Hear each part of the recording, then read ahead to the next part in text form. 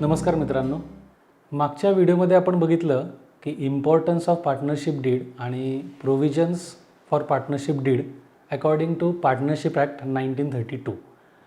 या व्हिडिओमध्ये आपण पुढचा खूप महत्त्वाचा पार्ट बघणार आहे, मेथड्स ऑफ कॅपिटल अकाउंट्स. आता 11th आपण जे काही फायनल अकाउंट्स बघितलं, सोल प्रोप्रायटरचं किंवा प्रोप्रायटरी कन्सर्नचं, त्याच्यामध्ये अशा काही मेथड्स वगैरे नव्हत्या, पण इथे मात्र आपल्याला ह्या मेथड्स बघायच्या. आता आपल्याला माहिती आहे की प्रत्येक पार्टनर इंडिव्हिज्युअली पार्टनरशिप फर्ममध्ये स्वतःच्या पर्सनल प्रॉपर्टीमधून जे काही कॉन्ट्रीब्युशन करतो त्याला काय म्हणतो आपण, त्याला आपण म्हणतो कॅपिटल. ओके. आणि याच्यामधून जे काही पार्टनरशिप फर्मच्या बिझनेस ॲक्टिव्हिटीज आहेत त्या day to day activities maintain होत राहतात. आता पार्टनरशिप फर्म आणि पार्टनर्स हे आपण बघितलं की दोन वेगवेगळ्या गोष्टी आहेत. According to separate legal entity concept partnership firm वेगळी आहे आणि पार्टनर वेगळी. मग पार्टनरशिप फर्मच्या बुक्समध्ये पार्टनर्सचे अकाउंट रेकॉर्ड करायला लागतात किंवा मेंटेन करायला लागतात. हे अकाउंट जे असतात, कॅपिटल अकाउंट जे आहेत, ते रेकॉर्ड करण्याच्या दोन मेथड्स आहेत. पार्टनर्सचे कॅपिटल अकाउंट मेंटेन करायच्या दोन मेथड्स आहेत. पहिली आहे फिक्स्ड कॅपिटल मेथड. आता ह्या मेथडमध्ये काय होतं, the amount of capital of partner remains same at the end of that financial year. There is no addition or subtraction from capital during the year. म्हणजे फिक्स्ड कॅपिटल मेथडमध्ये beginning of the financial year पार्टनरचं जेवढं capital आहे तेवढंच एंडला पण तेवढंच राहणार, म्हणून त्याला म्हणले fixed capital. There is no change in the capital amount of the partner at the end of the financial year. सुरुवातीला समजा 1 लाख रुपये कॅपिटल जर दिसत असेल बुक्समध्ये पार्टनरचं, तर एंडिंगला पण ते 1 लाखच दिसणार. Fixed capital. पार्टनर्सच्या कॅपिटलमध्ये कुठल्याच प्रकारची ॲडिशन किंवा सबट्रॅक्शन होत नाही. म्हणजे आपल्याला माहिती आहे की 11वीमध्ये नेट प्रॉफिट आला तर आपण कॅपिटलमध्ये ॲड करतो, नेट लॉस आला तर कॅपिटलमधून सबट्रॅक्ट करतो.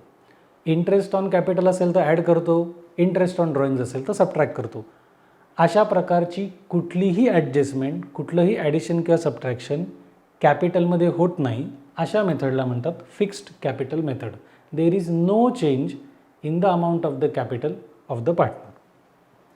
मग या केसमध्ये जर तुम्हाला कॅपिटलमध्ये कुठलाच प्रकारचा चेंज करायचा नाही आहे, अशा वेळी पार्टनर्सशी रिलेटेड ज्या काही ॲडजस्टमेंट्स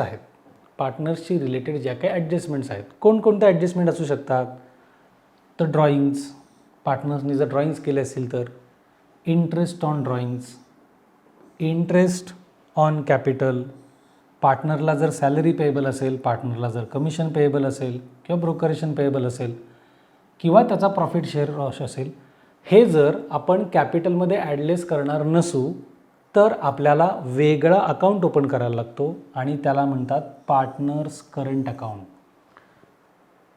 जर आपल्याला पार्टनरचं कॅपिटल फिक्स ठेवायचं असेल आणि पार्टनरशी रिलेटेड ॲडजस्टमेंट करायचे असतील तर त्यावेळेस एक वेगळा अकाउंट ओपन होतो, त्याला म्हणतात पार्टनर्स करंट अकाउंट. मग आता पार्टनर्स करंट अकाउंटच्या बाबतीत इम्पॉर्टंट पॉईंट जो तुम्हाला टेक्स्टबुकमध्ये दिलेला नाही आहे तो मी इथे मेन्शन केला आहे. पार्टनर्सच्या करंट अकाउंटला एकतर डेबिट बॅलन्स असू शकतो किंवा क्रेडिट बॅलन्स असू शकतो. महत्त्वाचा मुद्दा, पार्टनर्सच्या करंट अकाउंटला डेबिट बॅलन्स असू शकतो किंवा क्रेडिट बॅलन्स असू शकतो.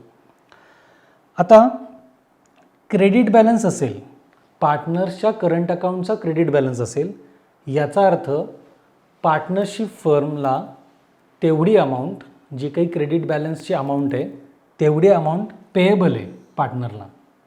आणि जर पार्टनर्सच्या करंट अकाउंटचा डेबिट बॅलन्स आला, तर याचा अर्थ तेवढी अमाऊंट पार्टनरकडनं रिसिवेबल आहे. मी पुन्हा एकदा हा पॉईंट रिपीट करतो. From the partnership firms point of view, partnership फर्मच्या पॉईंट ऑफ व्ह्यूने जर आपण विचार केला तर सपोज ए हा पार्टनर आहे, ए, आणि त्याचा जो करंट अकाउंट आहे म्हणजे एज करंट अकाउंट आहे. ओके. आणि ह्या करंट अकाउंटमध्ये 30,000 रुपीज क्रेडिट बॅलन्स आहे. 30,000 रुपीज क्रेडिट बॅलन्स आहे.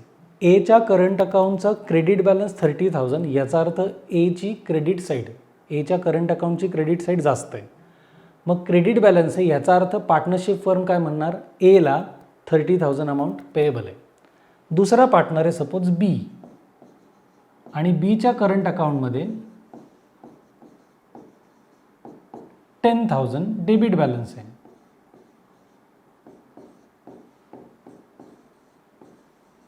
डेबिट बॅलन्स आहे. याचा अर्थ बीच्या करंट अकाउंटची डेबिट साईडची टोटल क्रेडिटपेक्षा जास्त आहे. तर पार्टनरशिप फर्म म्हणणार आपल्याला बीकडून 10,000 अमाऊंट रिसिवेबल आहे. ओके, सो पार्टनर्स करंट अकाउंटचा credit balance it means amount payable by the firm to the partner, आणि डेबिट बॅलन्स असेल तर it means amount receivable from the partner to the firm. इथपर्यंत लक्षात आलं. This is fixed capital method. याच्यामध्ये capital as it is जे सुरुवातीला असतं तेच एंडिंगला राहतं. ओके, त्यामुळे या मेथडमध्ये आपल्याला वेगळा पार्टनर्सचा करंट अकाउंट ओपन करावा लागतो. आता आपण पुढची मेथड बघूयात, सेकंड मेथड. सेकंड मेथडमध्ये आपल्याला काय दिलेलं आहे? Fluctuating capital method. आता फ्लक्च्युएटिंग कॅपिटल मेथड म्हणजे काय? तर याच्यामध्ये पार्टनर्सचं इंडिव्हिज्युअल कॅपिटल जे आहे at the beginning of the financial year त्याच्यामध्ये वेगवेगळ्या ॲडजस्टमेंट केल्या जातात. म्हणजे ॲडिशन सबट्रॅक्शन होणार आहे, आणि at the end of the year ती कॅपिटलची अमाऊंट बदलते. म्हणून त्याला काय म्हटलं आहे? Fluctuating. The amount of the capital of the partner changes at the end of the financial year. Okay, म्हणून त्यांनी म्हटलं इथं बघा, capital balance changes every year. It is called fluctuating capital method. In this method the partners current account is not opened. फार महत्त्वाचा मुद्दा. सगळ्याच्या सगळ्या ॲडजस्टमेंट्स पार्टनर्सच्या कॅपिटलला होत असल्यामुळे वेगळा करंट अकाउंट ओपन करण्याची आवश्यकता नाही. ज्या काही ॲडजस्टमेंट्स त्या सगळ्या कुठे होणार आहे? कॅपिटलला होणार. Hence all the adjustments are solved through capital account. ज्या काही ॲडजस्टमेंट्स आहेत त्या कॅपिटल अकाउंटला करणार. मग अशा कोणकोणत्या ॲडजस्टमेंट्स असतात? So following are the general adjustments related to capital. कोणकोणत्या ॲडजस्टमेंट आहेत आपण बघूयात. यातली पहिला जो पार्ट आहे तो दिलेला आपल्याला initial or opening balance of capital. म्हणजे at the beginning of the financial year पार्टनर्सचे जे काही कॅपिटल बॅलन्सेस आहेत ते आपण लिहिणार. Okay, additional capital brought in by the partners in cash or in kind. म्हणजे सुरुवातीचं कॅपिटल सपोज 1 लाख ठरलेलं आहे, आणि during the current financial year if any partner brought some amount of cash or goods into the business, so it will be called as additional capital. त्यांनी बिझनेससाठी काही additional contribution केलं तर additional capital. Salary or commission payable to partner. एखाद्या पार्टनरला salary किंवा commission द्यायचं असेल ती पण ॲडजस्टमेंट कॅपिटलला. Interest payable on capital balance. Interest on capital द्यायचं असेल तर ते पण कॅपिटलला करायचं. पार्टनर्सनी जर काही ड्रॉइंग्स केले असतील म्हणजे पर्सनल यूजसाठी गुड्स किंवा कॅश विड्रॉ केली असेल ती पण ॲडजस्टमेंट कॅपिटलला. आणि त्या ड्रॉइंग्सवर जर काही इंटरेस्ट असेल तर ती पण ॲडजस्टमेंट कॅपिटलला. Withdrawal of part of the capital by the partner. म्हणजे कॅपिटलमधलाच थोडा पार्ट कधी कधी ते विड्रॉ करून घेतात म्हणजे काढून घेतात, तर त्याची पण ॲडजस्टमेंट कॅपिटलला. आणि last division and transfer of net disposable profit or net adjustable loss of the firm. Net disposable profit म्हणजेच त्याला आपण नेट प्रॉफिट म्हणतो, आणि नेट ॲडजस्टेबल लॉस म्हणजेच त्याला आपण नेट लॉस म्हणतो. At the end of the profit and loss account आपल्याला नेट प्रॉफिट येईल किंवा नेट लॉस येईल, तो आपण अल्टिमेटली कुठे ट्रान्सफर करणार? पार्टनर्सच्या कॅपिटलला. म्हणजे या दोन मेथड्समध्ये बेसिक डिफरन्स काय तो आपण शेवटी बघूयात.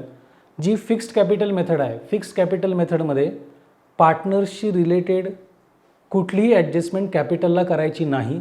त्यामुळे त्या ॲडजस्टमेंट करण्यासाठी आपल्याला वेगळा करंट अकाउंट ओपन करायचा आहे. सगळ्या ॲडजस्टमेंट्स करंट अकाउंटला होतील.